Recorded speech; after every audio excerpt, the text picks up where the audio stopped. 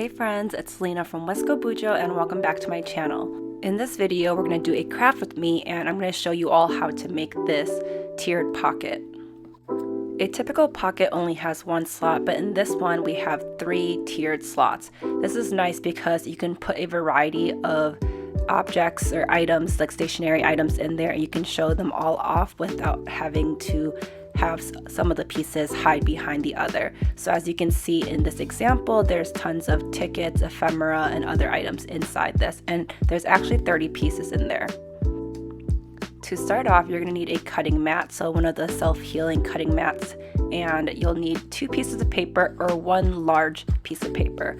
So this cardstock is approximately 5 by 7 when folded. So I bought this from Michael's, so if you're in the US, Michael's sells these like bulk card packs where it comes with like 50 cards and 50 envelopes, and it comes with the crease already in the middle. So it's nice because then all I have to do is cut the slots into one side and then fold it when I'm done. To start off with our first slot for our tiered pocket, it's going to be 2 inches from the bottom. So I'm using a metal ruler and a Cricut X-acto knife, and I'm going to cut out one slot 2 inches from the bottom. So I'm going to cut almost close to the end of the paper. I leave about 1/4 of an inch from each end. And then I'm going to move my metal ruler slightly over to the side and cut another slit.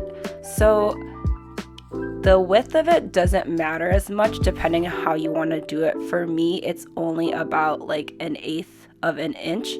So you can cut them wider or cut them even smaller, although it'd probably be pretty hard to cut it a little bit smaller. But I have already moved on to the next slot in this video, and this next slot from the first one is 1.5 inches. The third one is also 1.5 inches away from the last slot. So to go over it from the bottom, it is 2 inches from the bottom. And then from the first slot, it's 1.5 inches, and from the second slot, it is I just messed up. It is 1.5 inches again. So if we're looking at the paper, when you fold it in half, this will be the right-hand side if we're looking at it the other way. Obviously, this is the top and bottom. This would be the bottom one. So it just all matters when you fold it and you see which one is at the top and which one's at the bottom. But you want to make sure in this case that the 2-inch slot is at the bottom. Wow, I feel like I rambled a lot there. I hope the explanation made a lot of sense because I'm not going to re-record it. Alright, so now you're going to take out the 3 slots that you cut. As you can see, I made mine pretty thin, but I've also seen people make their slots thicker in width. But I like how it looks this small and there's a lot of space of the brown craft paper. So now I'm going to fold it in half and use my boning knife to make the crease more straight so that it lays very, very flat. Also, I'm like 90% better from my sickness from last week. I'm pretty sure I had like bronchitis because I had a really bad sore throat and cough, but I'd say I'm like 90% now and I can actually like function, but my throat's still not 100%. So sorry if my voice is a little nasally or weird sounding, but now we have made it nice and flat where the crease is, and we're gonna put glue around 1/2 of the paper. So it doesn't really matter which side you do it as long as you put the glue down. So I'm gonna use my glue runner to do that middle crease part and then do the border of the rest of the card. You can do it on both sides to make it extra secure, but I don't like to use too much adhesive, so I'm just going to do it on one side. So here I did only a little bit because I didn't want the glue to be inside where my creases are, because my glue runner is wider than the actual like slit is from the bottom. So that's the reason why I did that. And as you can see here, I had to use a piece of paper to get some of the glue out of the slot. So now I'm just going to press it down nice and flat, make sure everything lines up nicely, and I'm going to use my boning knife to give a little bit more pressure, and you're basically done here. And voila, you have a nice tiered pocket to use. I love to use this in pen pal letters because I can decorate it to fit the theme as well as put tons of goodies inside for my pen pals, and it also looks very nice. It doesn't travel that well, but it still looks nice when I pack it all up, so hopefully it arrives looking like how I packed it up, but who knows. And as you can see, I'm just using this little tag to show you where you can put the tags inside the tiered pockets. Alright, for this portion, I am doing another tiered pocket, except I'm using 2 different pieces of paper. So, as I said before, you don't have to buy like the card, like the pre-made cards or anything. You can just use like 1 full piece of paper and fold it in half, or like in this portion here, use 2 separate pieces of paper.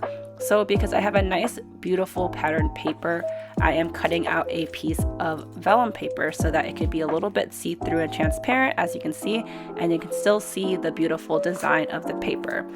And vellum is a little bit more how do you say it? It's a little bit more difficult to cut in just the fact that it's very like weak, like flimsy. And so I had to tape it down and make sure it was secure, but it does cut a lot nicer because I don't have to cut it super hard with like a lot of pressure, and it cuts out pretty similarly. And for some reason in this part, I cut this differently, maybe just to show you guys how it looks when you're cutting it from like a vertical way instead of a horizontal like the last one. So as you can see here, I am just cutting across, making sure I'm not cutting all the way through because we just want a little bit of that slot, and then moving my metal ruler down a little bit and cutting another slot. So you have 2 slits, and eventually I'll cut off the ends and make 1 full slot.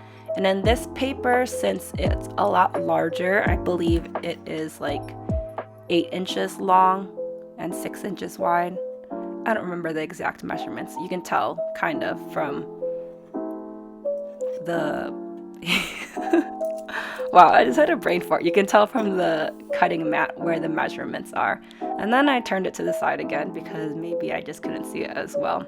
So you can cut it 2 different ways, either vertically or horizontally, whichever works best for you. Just be careful, obviously, because you're using an X-acto knife, and you know, watch out for your fingers and such. So I'm just cutting the little slits to make sure I can get that piece out. And as you can see, the vellum paper was a little resistant because it's just so flimsy. So you kind of have to hold it down sometimes to make sure you can cut the full piece of paper out.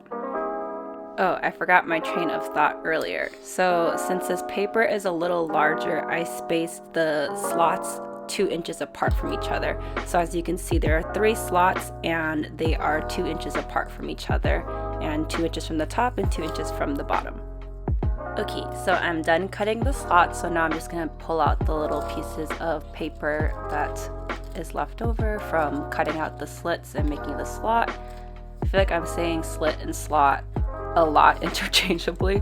Sounds kind of like a tongue twister, but when I say slit, I'm meaning that the one cut that you make and the slot is the aftermath, like the thing that you're actually making. So sorry if that was confusing, friends. Okay, so I pulled out the papers and now it's time to glue this paper on top of the other one. So this one I actually cut a little bit smaller than this paper, so I believe I said it was 6 by 8 inches, and I think I made it a teeny bit smaller than the bottom paper. And I don't know why I glued this one so wonky. I'm a little kind of OCD about things lining up nicely, so I only started gluing from the top and then I added glue as I went down, which on a grand scale is not very efficient and it is very time consuming, but I know that if I had glued it down crooked, I would have pulled up the entire thing and likely messed it up. So yeah, whatever. It's okay that I did it this way. You can just glue it all in one go if you'd like, but I just glued as I went down to the bottom and then put the part down of the vellum paper when I was ready, and it worked out okay.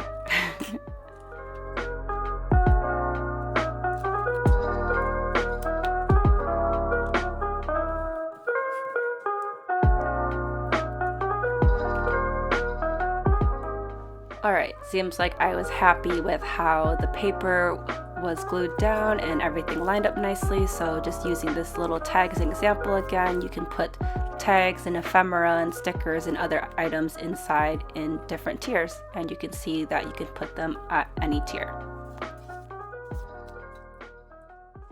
Alright, so now moving on to decorating, which is always one of my favorite parts. For this one, it was already like kind of really busy with the really pretty pattern paper, so I'm just gonna take out a punched out ephemera from this pack. I'm pretty sure it's from 49 Artistry.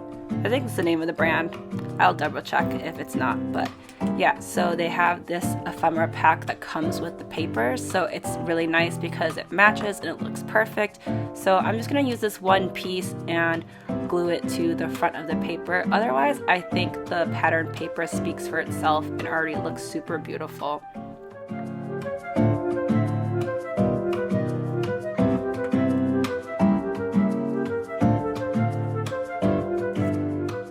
Back to the craft paper tiered pocket. So I have a way I go about decorating this particular pocket because actually for my Etsy shop I have a junk journal grab bag item that has 30 pieces to it, and I use this craft paper tiered pocket to hold all the items in it. So I've made so many of these and decorated so many of these that I just have this particular style and system down that I go about decorating this particular type of pocket.